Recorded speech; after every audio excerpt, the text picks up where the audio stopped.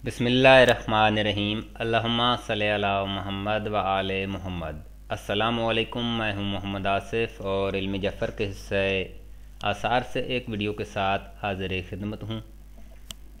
इस वीडियो में नक्श मुरब्बा की 4 चालों के बारे में आपको बताता हूं कि नक्श मुरब्बा की 4 चालें किस तरह पुर की जाती हैं। नक्श मुसलस की भी 4 चालें होती हैं। कोई भी नक्श है उसकी 4 चालें होती हैं: आतिश, बाद, आब और खाक। क्योंकि जो अहले इल्म हज़रात हैं वो तो इस चीज़ को जानते हैं। आम तौर पर लोग किताबों में देखकर कोई नक्श लिखा है, नक्श के नीचे लिखा होता है कि ये नक्श एक बार लिख के पास रखें तो ऐसे होगा, ये होगा। तो नक्श का जो इल्म है ये बहुत मुश्किल है। लिहाजा नक्श को एक ख़ास तरतीब से पुर करना होता है। क्योंकि किताब में अगर आपने देखा है कोई नक्श लिखा हुआ यहाँ से सीधा, क्योंकि जो आदमी इस इल्म को नहीं जानता उसने यहाँ से लिखना है, यहाँ यहाँ इस तरीके से सीधा लिखते जाना है, लेकिन ये गलत तरीका है। नक्श की मखसूस चाल होती है, उसी चाल के मुताबिक जो जो खाने हैं वो पुर किए जाते हैं। उसके बाद उस नक्श का वर्द मौकलात जो भी है उसके बाद असरात होते हैं। तो नक्श मुरब्बा की 4 चालें हैं: आतिश, बाद, आब और खाक। 4 अंसर से ये पुर होता है। यहाँ से ये खाना नंबर 1 आतिशी, फिर दूसरी चाल बादी की अगर तो वो चाल यहाँ से शुरू होगी। अगर नक्श आबी है तो चाल इस खाना से शुरू होगी। अगर नक्श खाकी है तो चाल इस खाना से शुरू होगी। यहाँ पे इस नक्श को अगर सही तरीके से आप याद कर लें तो नक्श की मुरब्बा की 4 जो चालें हैं वो आप किसी वक्त भी बड़ी आसानी से पुर कर सकते हैं, कोई उसमें दिक्कत नहीं आती। अब ये नक्श याद करने की बात है। आतिशी की जो खानों की पुर करने का तरीका है, आतिशी खानों का जो आतिशी नक्श है उसकी तरतीब शुरू होती है आतिशी, बादी, आबी, खाकी। इसी तरीके से वो नक्श आतिशी सारा पुर होता जाएगा। इसी तरीके से खाकी नक्श है तो खाक, आब, बाद, आतिश। बड़ी समझने की बात है ये। मसलन हमने आतिशी पुर किया तो आतिशी पे गौर करें। आतिश के बाद बाद आता है, उसके बाद आब का खाना और उसके बाद खाक का खाना है।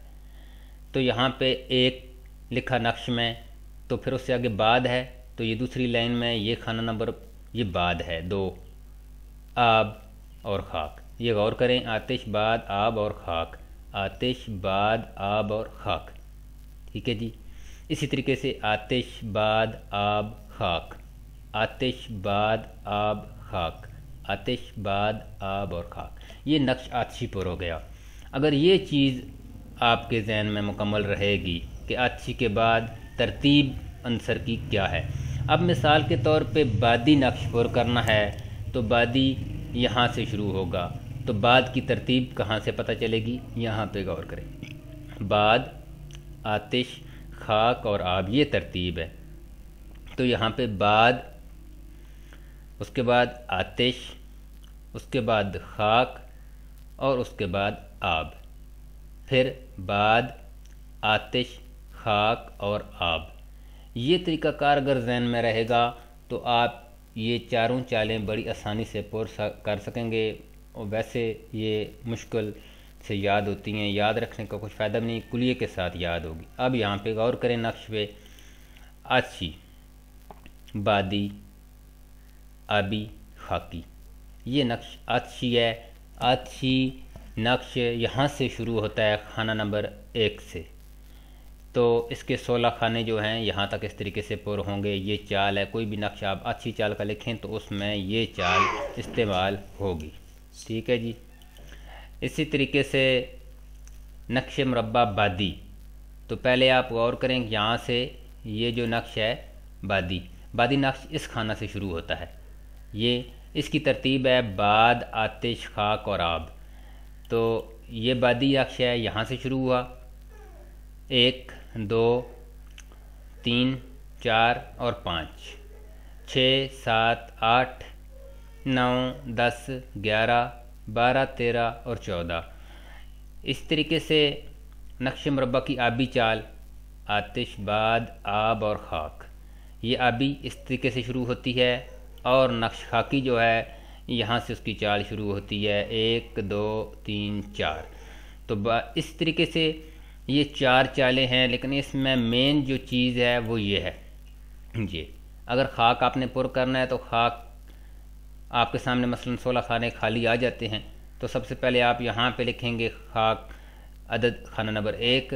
خاک کی ترتیب یہ ہے آب، خاک سے آگے آب، یہاں پہ 2 لکھیں گے، اس سے آگے باد، اس سے آگے آب، پھر اسی طریقے سے خاک، اس طریقے سے آپ، خاک، آب اور باد، یہ چاروں چالیں نقش مربع کی آتشی چال، آبی چال، بادی اور خاکی 4 چالیں ہیں۔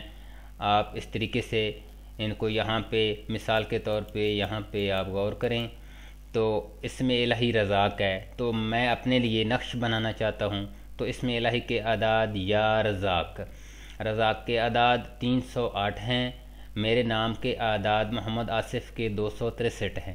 اب ان کو جمع کیا تو نقش مربع پر کرنے کا جو قانون ہے، کل اعداد میں سے آپ 30 نفی کریں، 30 نفی کرنے کے بعد جو باقی بچ جائے اس کو 4 پر تقسیم کریں۔ اگر پورا تقسیم ہو جائے تو آپ خانہ نمبر 1 میں اس کو رکھیں، یہاں پہ ہم نے 4 پہ تقسیم کیا تو 135 پہ یہ تقسیم ہوا، ٹھیک ہے جی۔ اس طریقے سے یہاں اس کو 4 پر تقسیم کرنے سے کل اعداد کو جو ہمیں عنصر حاصل ہوا آبی 3 بچا باقی، ٹھیک ہے، آتشی، بادی، آبی، لہذا نقش جو ہے ہمارا آبی پر ہوا۔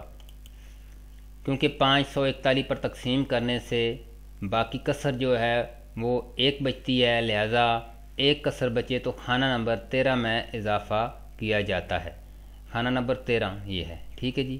خانہ نمبر 12 یہاں پہ ہم ترتیب سے پر کرتے آئے ہیں۔ خانہ نمبر 1 یہ آبی چال، آتشی، بادی، آبی، 135، اس کے بعد 136، ٹھیک ہے جی، 137 اور 138، 39، 40، 41، 42، 43، 44 اور 45، 46۔ یہاں پہ غور کریں 46 آگے 47 آنا چاہیے تھا، لیکن یہاں پہ جو کسر 1 بچی ہے وہ خانہ نمبر 13 میں 1 کا اضافہ، اگر کسر 2 بچے تو خانہ نمبر 9 میں 1 کا اضافہ کرنا ہے، اور اگر کسر 3 بچے تو خانہ نمبر 5 میں 1 کا اضافہ کرنا ہے۔ اور اس طریقے سے آپ اپنے نام کے مطابق اسم الہی لے کر اس کا نقش پر کریں اور اپنے پاس رکھیں زعفران سے لکھ کر، اور اس کے بعد اس اسم الہی کا جس کا آپ نے نقش تیار کیا ہے اس کا بعد از نماز عشاء اپنے نام کے اعداد کے مطابق ورد کریں، رزق کے لیے کریں، شادی کے لیے، ملازمت کے لیے، کسی بھی جائز مقصد کے لیے آپ نقش بنا سکتے ہیں، لیکن ان میں 2 چیزیں ذہن میں رکھنی ہیں۔ ایک تو نقش اس عنصر کا پر کرنا ہے جو آپ کا نقش آپ کو بتائے، کل اعداد کو 4 پہ تقسیم کرنے سے آپ کو نقش کا عنصر پتہ چل جائے گا کہ آتشی پر کرنا ہے یا بادی یا آبی۔ اس کے بعد آپ یہاں سے مدد لے سکتے ہیں، نقش خاکی بھی چال ہے، آبی کی ہے، اس کے بعد بادی کی ہے، آتشی کی ہے، اور اس طریقے سے آپ اپنے لیے نقش پر کر سکتے ہیں۔ اللہ پاک آپ کو اس علم سے مستفید ہونے کی توفیق عطا فرمائے۔ اللہم صلی علی محمد و آل محمد۔